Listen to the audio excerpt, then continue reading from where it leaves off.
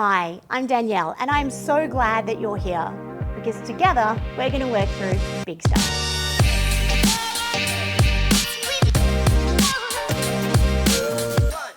If you're listening to this while you're hiding in your car in the supermarket car park, stealing 5 minutes of peace before facing the chaos at home, then this one is for you. Today, we're going to be looking at a slightly different format, and this format is called How Are You Really? This is where I ask in my social community or in my emails how people are really doing. It's so easy for us to be like, fine, thanks, when in actual fact, our life feels like a dumpster fire. I really want to understand what's going on for people. What's going on for you right now? And feel free to get in touch with me and let me know, how are you really? This episode today is going to be exploring what I'm coining as the sausage mincer of life. Let's talk about that thing that nobody warns you about when you are climbing the career ladder in your 20s and your 30s.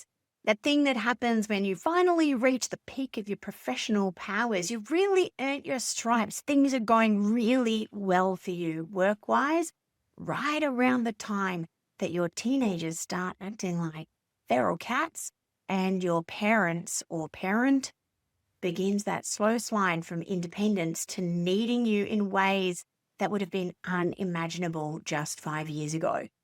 Welcome to what I am calling the sausage mincer of midlife.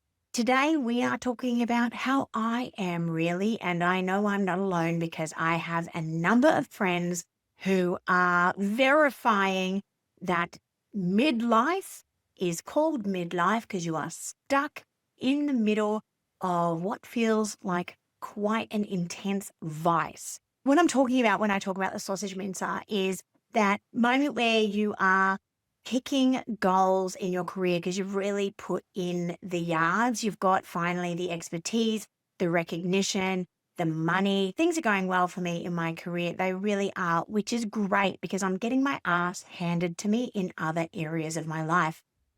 My teenagers need me differently to when they were little. I keep waiting for parenting to get easier, but it doesn't. It just gets different. Teen problems are so different. And I know people that people tried to warn me, they really did, but there is a level of emotional support and being their soft space to land that requires a level of patience and presence that I often really struggle with. I know that I am their safe space for them to unleash, unfurl, bring all of their boundary pushing glory to. And I actually find it really difficult. This is a stage of parenting that I'm finding deeply challenging. My own mum has a degenerative disease. She's got MS, but I'm even noticing in the parents of my friends, whether it is a significant disease or disorder, or maybe it is just age, we are hitting our 50s. So it's sort of sets to reason that our parents are late 70s, early 80s, and they are not as independent as they once were. Now, obviously, this is not all parents across the board beginning to struggle, but we are seeing a decline in our parents, and they are suddenly requiring a little bit more from us than perhaps they have done in years past. Your relationship, if it's anything like mine, is really running on logistics and fumes right now. We are in the trenches of the daily doings, and that is not sexy stuff. That is really unsexy business. And I feel like any sense of romance has been eaten by our responsibilities just to keep this ship afloat. Every single thing I touch right now is demanding 100% of my attention. but I think I'm at max able to give anything 60% at any one time. That's because it's all I have to give. My brain is overloaded. My nervous system is frazzled, and I am not alone. I actually punched all of this into Claude. Claude is my AI. I recently punched into Claude this prompt, okay, into my AI, like ChatGPT. I am nearly 49 years old. My career is going great guns. My self-care is awesome. I work out four times a week-ish. My nutrition is really good. I average about 8 hours of sleep a night. I quit drinking 4 months ago. My mental health and well-being, I've got all of the tools and I use them when I need them. My anxiety is good. My supplements are good. I am quite literally doing all of the things. However, this stage of life is really difficult because, and then I talked about the demands of my work. I talked about the stages that my children are at and the various different considerations that I have with them and where they're at and what's going on with them and the kinds of support that they both need. And then I talked about my mom and her needs. And Claude was quite compassionate considering he's a machine, but was like, yeah, wow, that's a lot. Yeah, that's a lot. Well, you just better keep going because you're doing everything that there is to do. And I was like, fuck you, Claude. I wanted a silver bullet. I wanted some piece of advice that I was missing that was going to make this life stage significantly easier to bear. And the answer is, and this is brutal, but the answer is there's nothing. There is no cavalry. There is no answer. That's when I realized something crucial about this life stage. This isn't a problem that can be solved. All right. The sausage mincer is not a problem that can be solved. It's a season of life that needs to be survived. The reason it feels so disorienting, I think, is because we've been really conditioned to believe that every struggle has a hack. Every period, every challenge has a solution. Every overwhelm can be managed away if we just do the things, use the tools. But sometimes life is just genuinely, legitimately hard. And it's not because you're doing it wrong. Sometimes it's just difficult, even though you're doing it exactly right in impossible or really challenging circumstances. But we can't just wallow in the difficulty of it. So how do we actually get through it? The thing that I've been struggling with is how much I'm struggling with it, right? I've made no secret that I am having my ass handed to me by parenting. I don't feel like I'm doing a great job because I often don't even recognize the people that they're becoming at the moment. And there is a certain level of grief around that, but there's also a lot of reactivity. There's also a lot of just general day-to-day rubbing up against each other and it not feeling very pleasant. Teenagers are not renowned for being pleasant. And if you have pleasant teenagers, then like hats off. Like, what did you do? I'm really questioning if I did something, I made some kind of terrible mistake when they're in their toddlers, when they were toddlers. Was I not present enough? Did I look at my phone too much? All of that stuff. Because all of a sudden now, like, I feel like I am, you know what it is? I feel like I am absolutely in the era that I was quite certain we would skip. I heard people say that teenagers withdraw and resent and are angry with you and they think that you don't understand them and they become grunting creatures. And I was like, not me, not my kids, because we've got a great relationship. We get along really well and I am an excellent parent. Yeah. Anyway, not so much, because here we are smack bang in the era that I was quite certain we would skip. So It's really important to just give yourself permission to resent this stage, resent how difficult it is, resent how much energy everybody is demanding from you and all the different directions you're being stretched in and how uncomfortable that is. It's okay to not love this, right? And call it out for what it is. Yeah, man, this is tough and it sucks.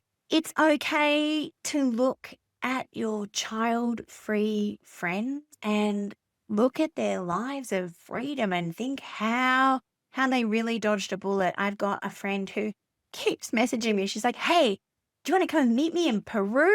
And I was like, "Oh, yeah, do I ever?" "Oh, yeah, but I can't right now." She's like, "Cool, cool."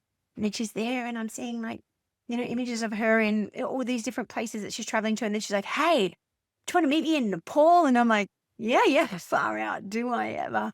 Same goes though, like far out. I am seeing people not doing weekend sport in freezing cold winter conditions. I am seeing people not driving around weekday afternoons like the mum taxi that is just like completely expected and people get out of the car sometimes without even a thanks. It's okay to feel frustrated by this. It's okay to feel frustrated and resentful that your parents' needs are growing just as your own energy is depleting. That's okay, right? Give yourself permission to feel what it is that you're feeling.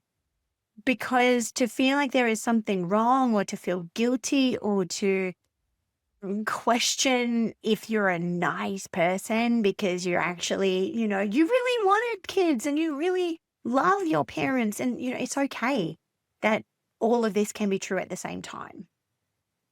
And I think that can be a little bit difficult. For me, I'm so resentful of multiple sclerosis. And mum, if you're listening to this, I love you very, very much. This is not you. This is MS. I am resentful of MS. And it's a nice distinction to make. You could be resentful of the fact that your parents are aging or the fact that they are not as confident as they once were. You can be resentful of behaviors or presentations, which doesn't mean that you are resentful of them or that you love them any less. You're allowed to grieve the intimacy in your relationship that has been sacrificed on the altar of logistics. Running a family home is often more like an army operation, it's like who's doing what, who's got to be where, what's going on, we're forecasting a few days ahead. I'm here. There are so many moving parts all the time. And it's okay to grieve when things were easier. I think it's really important, in fact, to allow yourself to feel what it is you're feeling. Because otherwise, what do we do? It's like shut it down, just like shut it down. And then we just get emotionally constipated. And then what? Then what? We explode, we drink too much to take the edges off how shit we feel. None of that is resourceful. I reckon it's time, though, that we just give ourselves permission, like sincerely give ourselves permission to be mediocre, okay? When I said before that, everything demands 100% of your attention and your energy, but you've only got like 60%, what, 50%, like 40%, like whatever your percentage is on the day, it's okay to be mediocre, okay? Your house, it doesn't have to be Pinterest perfect. Life doesn't have to be Pinterest perfect. Teenagers will survive if you get takeaway. Let things slide a little bit. It's okay to just be doing enough, right? It doesn't have to be your absolute best every single day because your best is going to be changing day to day. And giving yourself the grace of meeting yourself where you're at is another way that we're going to get through this. We're going to get through this together. We're going to get through this regardless. So we can get through the sausage mincer in one piece, like as one sexy sausage at the end, or we can come through as like tiny little, I don't know what, chuck meatballs. I think it's recognizing that good enough can be actually revolutionary. It can be a breath of fresh air when you are in the mincer. I wonder if having this permission, the permission to be mediocre, permission to lower the bar might allow you to like recognize what is enough, like good enough is good enough. Recognizing that self-care might not be working out as many times as you want, but today I went for a walk in the sun and I had a couple of workouts this week, or I stretched my body and I did something, not nothing, right? All or something rather than all or nothing. So allowing, as long as everyone is fed, it's okay if it wasn't the most nutritious thing every single meal, as long as nobody is hungry, or intimacy might not be like date night and doing the wild thing. It might just be 10 minutes of checking in at bedtime, seeing how you're both doing, making sure you're both surviving, remembering that you're on the same team, reminding each other that you're here, you're in it, you love each other, just doing the small stuff to remind yourself that you're still a human, even though life is literally sucking the very marrow from you. I messaged a dear girlfriend of mine this morning and I did a shout out. I was like, please say something nice to me. I just need you to say something nice to me. Put something nice in the ether about me. And she was like, I'm a husk of a human today. And I know what's going on in her life and she knows what's going on in my life. So what are we going to do? How are we going to get through this? Because we're here for a little while. It's a fact, right? And resistance to what is what creates the friction, okay? So we need to surrender that this is the era that we're in. This is just what's going on. Having this like triage approach, like they do in hospital. What is the most important thing? Keeping the most important thing forefront of the mind and letting other things kind of slip until that thing is not quite as important, So if somebody has lost a limb, if somebody is, having a heart attack, if somebody has come in a car crash, it's always going to take precedence. It's going to be more important than the person who's presenting with, a persistent headache or a sprained or even a broken ankle. So what does triage look like in your life? So daily, just asking, what's actually on fire today? Which kid of mine is requiring me the most today? Which emotional need is really requiring my attention in this moment? What work stuff is really on fire and requiring my attention? And obviously we don't want to have to wait until things are on fire before they get our attention, but fuck, if that's where we are, that's where we are, right? It's okay not to do all the things that need to be done every day and every week. Because really, here's a spoiler alert, everything is never going to get done. It never gets done.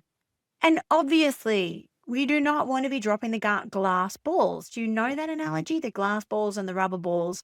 Michelle Broadbent, a business coach, she told me about the glass balls and the rubber balls. And when you are juggling, like we are juggling, you just need to ascertain what are the glass balls and what are the rubber balls. The glass balls cannot be dropped. The rubber balls, they'll bounce. They'll be fine. So in any given moment, the glass balls and the rubber balls might be changing. In any given day, they might be changing. So you need to recognize each day, what is glass, what is rubber today. But give your partner a little grab on the arms, right? Give them a little kiss. Just those little micro moments, those tiny little bids to let them know that you are still here. Sharing memes or inside jokes with your teenagers, staying connected with your teenagers. Yeah, that's cool. These are little micro moments of connections. Quick check-ins with your parents, I find, are also really important. Just little micro moments of connections. I think getting really, really clear on your strategic no, that is another way that we're going to get through, what can you say no to? And it's okay to say no, right? In fact, it's glorious. It is so glorious. I don't know if you ever hear it, but that is what makes angels sing. Yeah, hearing a really good no. So what can you just ditch? Where can you get support? And support can look really different for everyone. But what does support look like?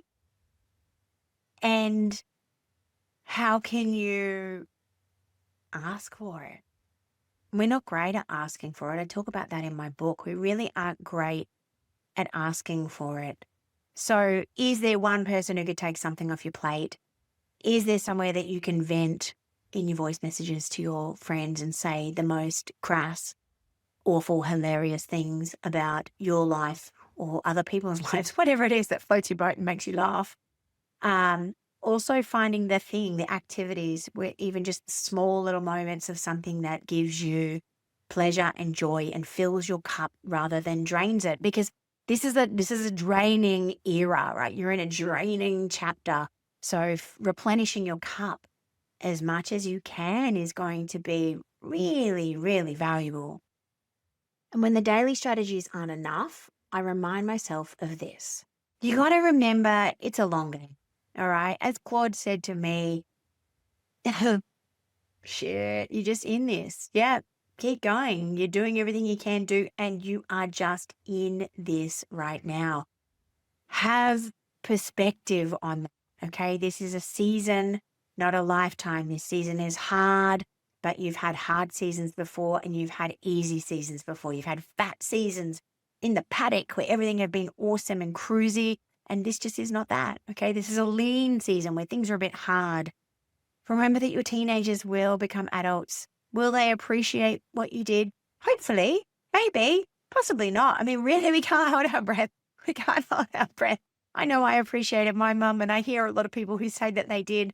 And, we just need to hope that one day they will get it. Things will change again. Things will evolve again. Your career will change again. Your relationship will have another season. Everything is constantly evolving and changing. There will be a time where you have more bandwidth, more energy, more focus for yourself, right? It will happen. Hang in there, my little friend. So if you're in that sausage mincer with me right now, hear this. You're not broken. You don't need fixing. You're not doing it wrong. You don't need a better system or more self-care or even a different attitude. Give yourself permission to just do it imperfectly. Somewhere out there is another woman hiding in her car, listening to this, nodding along and thinking, finally, someone has said it. You're not alone in the sausage mincer, and we are not going to be here forever. I'm Danielle, and I just want to say thank you so much for listening. I'm always asking, how are you really? Because sometimes the answer is barely holding it together, and that's a perfectly valid place to be. Be kind to yourself, and I'll see you next time. I hope that you enjoyed listening to this episode of Big Stuff as much as I enjoyed recording it for you. Now, if you did enjoy this episode, it would really help me if you wanted to share it with just one person that you think is going to get something out of it. And also feel free to drop a comment. All of these things really help podcasts to gain more ears, and that's what we're really here for. Also, be sure to subscribe, then you will never miss an episode. If you want to find out more about me, who I am, what I do, then you can go and check me out at daniellecolley.com.au. I'll see you next episode for more big stuff.